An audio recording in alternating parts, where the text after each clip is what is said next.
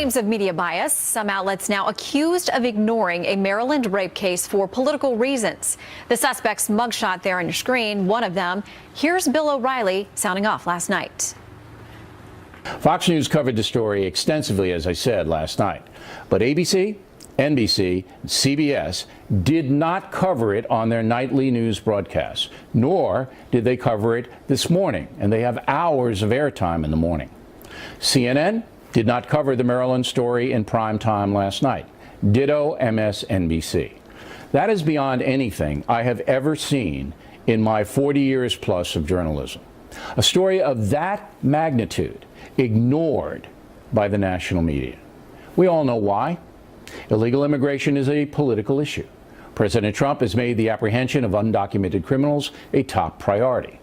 The Democratic Party is resisting that, saying that all illegal aliens are being demonized, and that presents a danger to that community.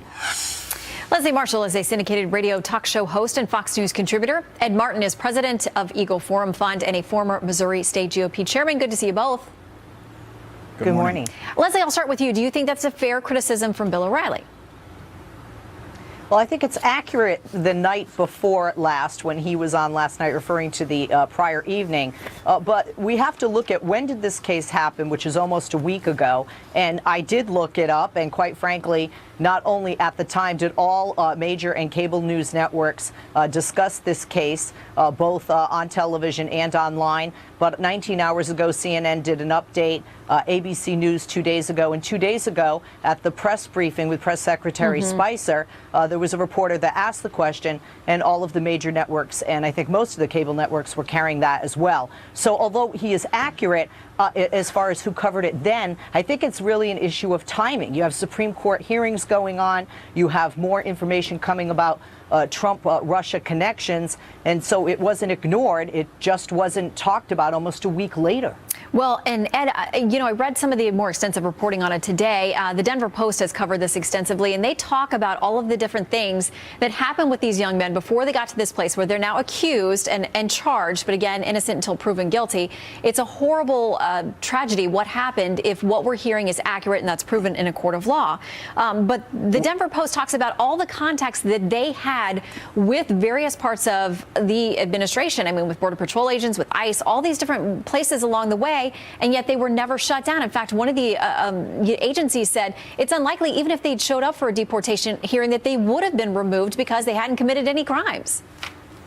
Right, but what Bill is talking about, Bill O'Reilly, as usual, is honing in on the problem. The problem is not that it was reported, as Leslie mentioned. It's that it wasn't covered. The fact is, this is a symbol, an emblem, an example of the broken system. These two kids, they weren't kids, they were young men, were freshmen in high school. There's a school board and a superintendent that ought to answer the question, why are we making our high schools sanctuary high schools? Can you imagine? My daughter's almost 13 years old. If she was around an 18-year-old El Salvadoran who would look and sound and feel like a real man, and we would be asking questions. So what O'Reilly's honed in on is the coverage of the broken system. And it's not just about bad grades. They're raping and killing our people.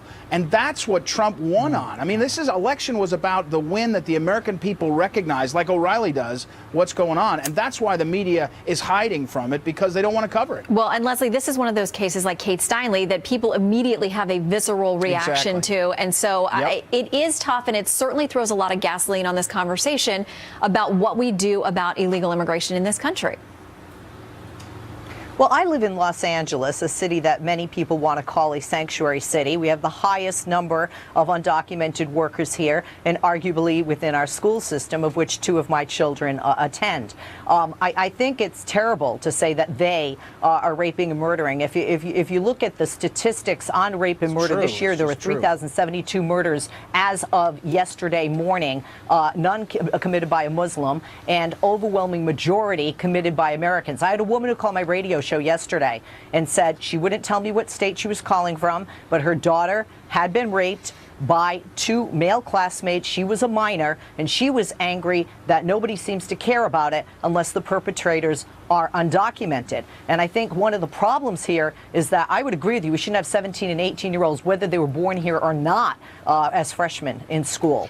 alongside Well, but people Leslie, who a couple are of things. Let me say here that 13 and 14. A couple of things here. First of all, I don't think anybody's bringing in the Muslim argument into this at all. They're just saying people who are here illegally, regardless of where they came from, what their status is. But the school notes a couple of things. First of all, these two 17 and 18-year-old who have been charged as adults, they were not in the class with the girl. They may have been in the same school structure. They weren't in the classes with her. They were in separate classes.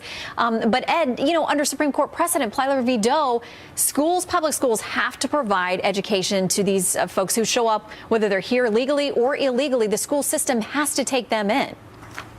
Of course, but listen, Shannon, that's why we have elections and that's why we have the press. The press is supposed to cover these. Kate Steinle shouldn't have been killed by an illegal immigrant. This woman shouldn't have been raped by illegal immigrants. If they're raped by American citizens, those guys should go to jail. But we shouldn't have it. We should be, you're right, we should be talking about changing the law, and if we have to, changing the judges. That's what the election was about. And back to O'Reilly's point, the reason the press isn't covering it is because the American people are sick of the systems that are failing them. I know, look, if someone else is raped by bad guys, we ought to get the bad guys. But we ought not let any more illegals in this country in any way until we know we can keep them safe. And ICE and school boards and teachers and police aren't able to do it because they're hamstrung by judges and the media and Leslie and everybody else. It's time to stop the raping. All right. I would think this would unite the left and the right. Yeah, we got to leave it there, Ed and Leslie. But important to note that one of these young men was supposed to have a hearing about his status in January. He didn't show up, or it didn't happen, and it was moved to December.